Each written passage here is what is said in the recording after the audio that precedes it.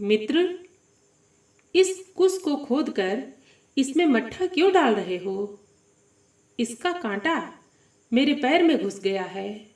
मैंने कांटा तो निकाल लिया, किंतु यह फिर किसी के पैर में ना चुभे, इसलिए इसे जड़ से नष्ट करना चाहिए। यह वार्तालाप चंद्रगुप्त तथा चाणक्य के बीच का है। नमस्कार मित्रों, आज हम चाणक्य का प्रसंग लेकर उपस्थित हैं। मित्रों, प्रसंग में आगे बढ़ने से पहले आप हमारे चैनल को अवश्य सब्सक्राइब कर लेना, वीडियो को लाइक और अपने मित्रों से शेयर करना, एक छोटा सा कमेंट्स लिखकर हमारा उत्साहवर्धन जरूर करना मित्रों। तो आइए चलते हैं प्रसंग की ओर। मित्रों, भारतीय इतिहास और राजनीति में चाणक्य का विशिष्ट स्थान है। शासन के विविध पहलुओं का जैसा सारगर्भित विवेचन उनके ग्रंथ अर्थशास्त्र में है, वैसा संभवतः विश्व के प्राचीन और आधुनिक किसी भी राजनीति शास्त्र के विचारक ने नहीं किया है। अतः चाणक्य की गिनती विश्व के राजनीति शास्त्र के महानतम चिंतकों में की जाती है। चंद्रगुप्त के मौर्य साम्राज्य की स्थापना के साथ चाणक्य का नाम जुड़ा है। चाणक्य की सहायता, परामर्श एवं राजनैतिक कूटनीति से चंद्रगुप्त अपने साम्राज्य का विस्तार करने में सफल हुए। चाणक्य का पूरा नाम विष्णुगुप्त चाणक्य था। उन्हें कौटिल्य के नाम से भी जाना जाता है। चाणक्य तक्षशिला के एक ब्राह्मण के पुत्र थे।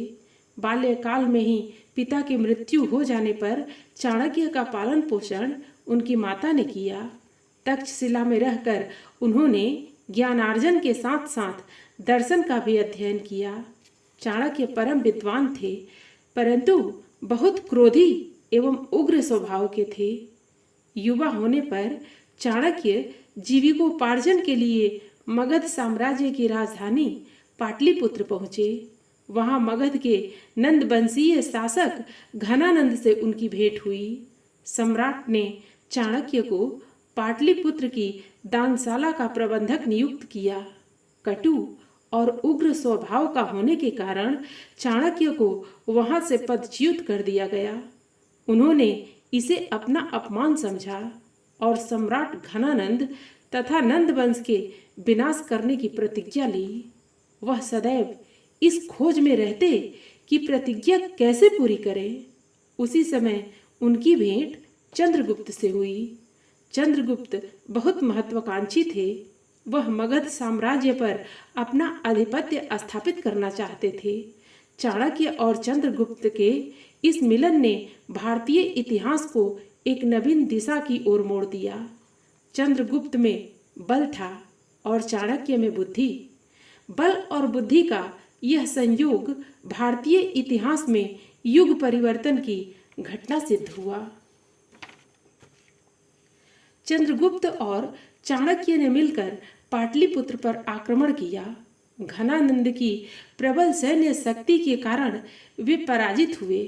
साम्राज्य की शक्ति सदैव केंद्र में स्थित रहती है और सीमांत क्षेत्र में क्षीण।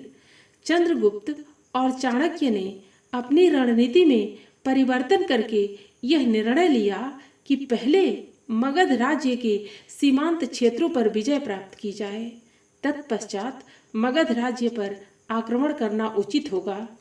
इस नवीन योजना के अनुसार चंद्रगुप्त और चाणक्य ने पंजाब पर आक्रमण किया और विजय प्राप्त की। इसके पश्चात चंद्रगुप्त एक विशाल सेना लेकर पाटलिपुत्र पहुंचा।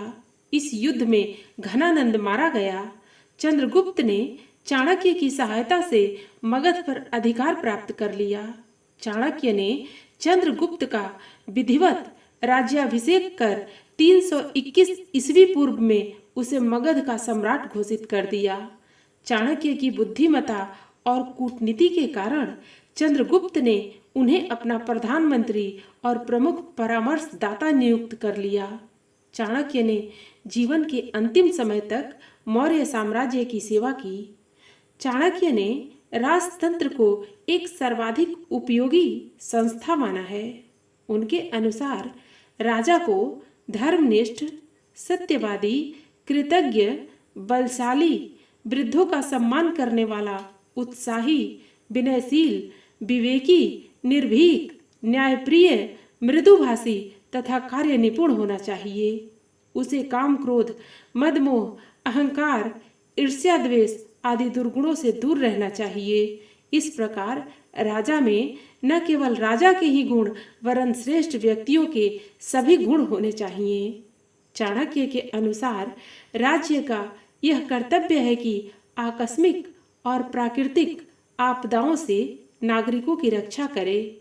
राज्य को अपंग, शक्तिहीन, वृद्ध, रोगी और दीन दुखियों का पालन पोषण करना चाहिए। राज्य को शिक्षा की व्यवस्था करनी चाहिए।